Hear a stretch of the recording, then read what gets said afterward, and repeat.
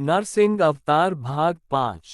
उस दिन नियम के अनुसार राजराजेश्वर हिरण्यकशिपु के प्रिय पुत्र को एक लंगोटी पहनकर भीख मांगनी पड़ी और पहली भीख उसकी माता कयाधु को ही देनी पड़ी। उसने अपने हृदय के टुकड़े प्रहलाद को भिक्षुक ब्रह्मचारी के वेश में देखा और उसे अपनी आंखों से ओझल गुरुकुल में बहुत दिनों के लिए भेज दिया। कहा जा सकता है कि यदि नियम को पाबंदी न होती, अपने बच्चे के हित का ध्यान न होता, तो वह माता, जो अपने लड़के को देखे बिना 2 घड़ी भी सुख से नहीं रह सकती थी, इस प्रकार इतने दिनों के लिए कभी न भेजती। अस्तु, प्रहलाद चले गए। ये बात देखी गई है कि जो का स्मरण करते हैं, संध्या वंदन, गायत्री जप और नाम जप आदि करते हैं, उनकी बुद्धि शुद्ध रहती है, स्मृति शक्ति प्रबल रहती है, वे किसी बात को और विद्यार्थियों की अपेक्षा शीघ्र समझ लेते हैं, बिना विशेष रटे ही उन्हें पुस्तकें याद हो जाया करती हैं। प्रहलाद पर तो भगवान की कृपा थी, वे निरंतर के स्मरण में तल्लीन रहते। गुरुजी से पाठ सुनते ही उन्हें सब हृदयंगम हो जाता था। अतिरिक्त समय में वे का ध्यान करते रहते। उनकी प्रतिभा से गुरुजी भी प्रसन्न रहते और प्रहलाद उनकी सेवा भी खूब करते। उनके सहपाठी उनकी विद्या, बुद्धि, प्रतिभा, सरल स्वभाव देखकर मुग्ध रहते थे। मैं राजकुमार हूँ, इस बात का अभिमान तो उन्हें छू भी नहीं गया था। वे बड़ों के सामने सेवकों की भांति रहते, गरीबों पर पिता की भांति स्नेह करते, बराबरी वालों से सगे भाई की तरह व्यवहार करते और गुरुजनों को तो ईश्वर ही समझते थे। माता सरस्वती की उन पर अपार अनुकंपा थी। थोड़े ही दिनों में उन्होंने वेदांगों का अध्ययन समाप्त कर लिया। जब गुरुपुत्रों ने देखा कि प्रहलाद का संपूर्ण विद्याओं में पुनर्तः प्रवेश हो गया, तब उन्होंने अपनी कुशलता प्रकट करने के लिए उसको राजसभा में ले जाने का विचार किया। एक दिन राजसभा के विशाल मंडप में सभी सभासद अपने अपने स्थान पर बड़ी नम्रता के साथ बैठे हुए थे। राजकाज संबंधी अनेक बातें हो रही थीं, तब तक दोनों पुरोहित प्रहलाद को साथ लिए हुए वहां पहुंच गए। हिरण्यकशिपु ने यथायोग्य पुरोहितों का सम्मान किया और अपने चरणों में साष्टांग प्रणाम करते हुए प्रहलाद को उठाकर हृदय से लगा लिया। सिर चकर गोद में बैठा लिया। ये प्रेम भरी एकटक प्रहलाद को देखने लगा। यूं तो वह पाठशाला दूर न थी, प्रहलाद कई बार वहां अपने पुरोहितों के साथ आते भी, परंतु आज की बात कुछ दूसरी ही थी। उनके अध्यापक प्रहलाद को सुयोग्य विद्वान बताकर समावर्तन कराना चाहते थे। इतने थोड़े दिनों में राजकुमार को महान विद्वान बना दिया। ये वाहवाही भी लूटनी थी। हिरण्यकशिपु भी अपने पुत्र को योग्यतम देखकर प्रसन्न हो रहा था। हिरण्यकशिपु ने दुलार करते हुए प्रहलाद से पूछा, बेटा, तुमने विद्या पढ़ ली, अब समावर्तन का समय आया, भला बताओ तो सबके सार रूप से तुमने कौन सी बात ग्रहण की? प्रहलाद ने कहा, पिताजी, ये संसार असार है, इसमें कोई वस्तु ग्रहण करने योग्य नहीं है।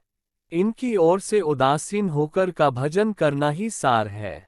यही संपूर्ण विद्याओं का सार है, संसार का सार है और जीवन का सार है।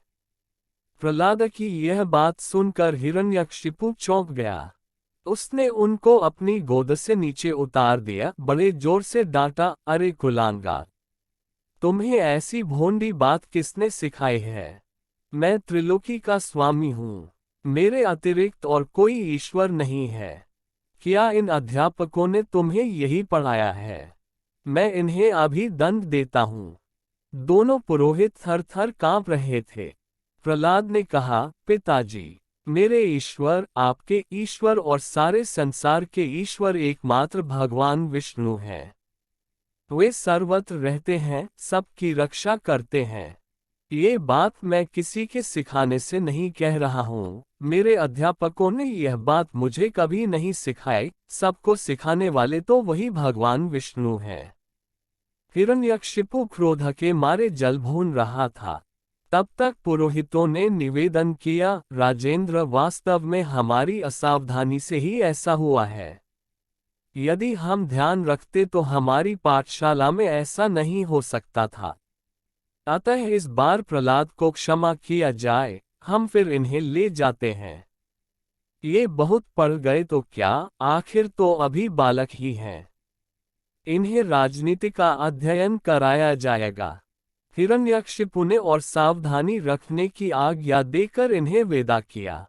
प्रहलाद अपने अध्यापकों के साथ गुरुकुल में आए। कई विद्यार्थी बड़े प्रेम से मिले। किसी ने कहा, भैया तुम मुझे बड़े प्रिय लगते हो। तुम्हारे साथ रहे बिना मेरा जी नहीं लगता। सुना है तुमने राज्यसभा में कुछ ऐसी बात कह दी कि दैत्यराज नाराज हो गए। भैया, जो कुछ करना हो उनसे छिपकर ही किया करो, नहीं तो क्या पता ये न जाने क्या कर बैठे।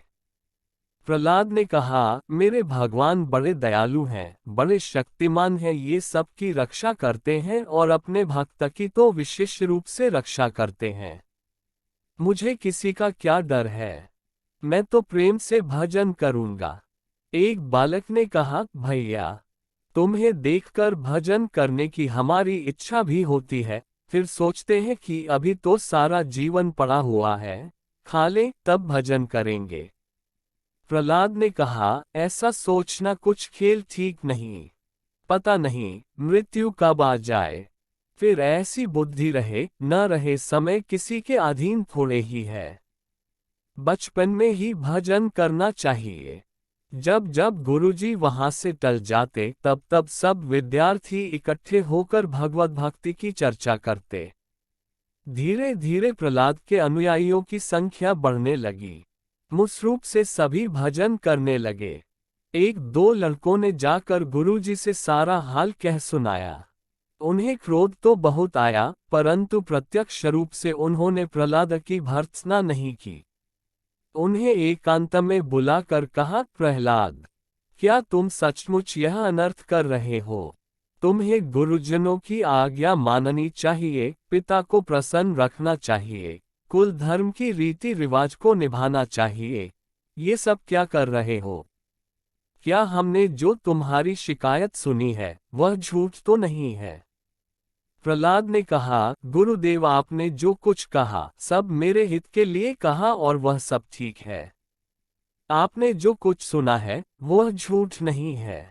जिसने आपसे कहा है वह मेरा बड़ा हितैषी है, क्योंकि आपकी पाठशाला में आपके विचार के विरुद्ध कोई बात कहकर मैं अपराध ही कर रहा था और उसने आपसे कहकर मुझे निरपराध कर दिया।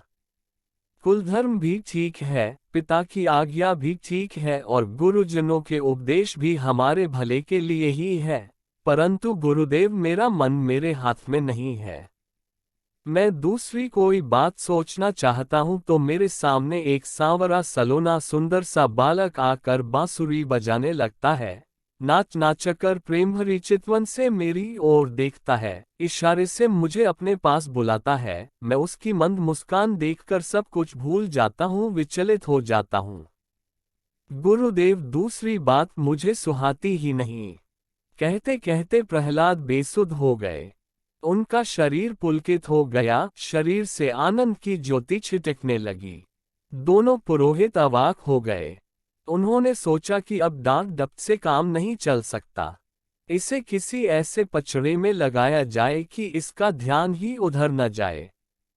प्रहलाद के होश में आने पर राजनीति का अध्यापन प्रारंभ हुआ। सारी शुक्र नीति विस्तार के साथ पढ़ाई गई। शत्रु मित्र आदि के साथ कैसा व्यवहार करना चाहिए, इस बात की शिक्षा दी गई। प्रहलाद ने बड़े ध्यान से सुना, विचार किया, समझ लिया और वे गुरुपुत्रों की परीक्षा में पास हो गए। इस बार जब प्रहलाद को गुरुपुत्र राजसभाएं लेकर गए तब वे बहुत प्रसन्न थे। उनकी प्रसन्नता देखकर हिरण्यकशिपु को भी बड़ी प्रसन्नता हुई। उसने प्रेम से प्रहलाद को अपने पास बैठाया और उनके प्रणाम का अभिनंदन करके पूछा, बेटा, तुम इस बार राजनीति की शिक्षा प्राप्त करके आए हो, मुझे उसका सार सुनाओ। प्रहलाद ने कहा, पिताजी, गुरुजनों ने बड़े प्रेम से मुझे राजनीति की शिक्षा दी और मैंने एक विद्यार्थी को भांति ईमानदारी के साथ उसका अध्ययन भी किया, परंतु मुझे उनकी बात जची नहीं। शत्रु के साथ ऐसा व्यवहार करना चाहिए, मित्र के साथ ऐसा व्यवहार करना चाहिए। ये बातें तभी ठीक उतरती है जब कोई शत्रु मित्र हो। ये भेद अज्ञान कल्पित है को भूल जाने के कारण है। जब सब रूपों में हमारे प्यारे भगवान हो प्रकट हो रहे हैं तब शत्रु मित्र का भेद कैसा, उनके साथ विभिन्न व्यवहार कैसे। इसलिए पिताजी, केवल राजनीति ही नहीं, सब नीतियों का सार यह है कि भगवान का ही भजन करना चाहिए। हिरण्यकशिपु आग बबूला हो रहा था। उसने आज्ञा की कि अब तो अनर्थ हो गया। ऐसे लड़के से तो बिना लड़के का रहना ही अच्छा है। मैं तुम्हें अभी मार डालता, परंतु अपने लड़के हो, संभव है दया आ जाए, इसलिए तुम्हें बेमौत मरवा डालता हूँ। देखो विष्णुप्ति का मजा। उसने प्रहलाद को मारने के लिए दैत्यों को आज्ञा दे दी।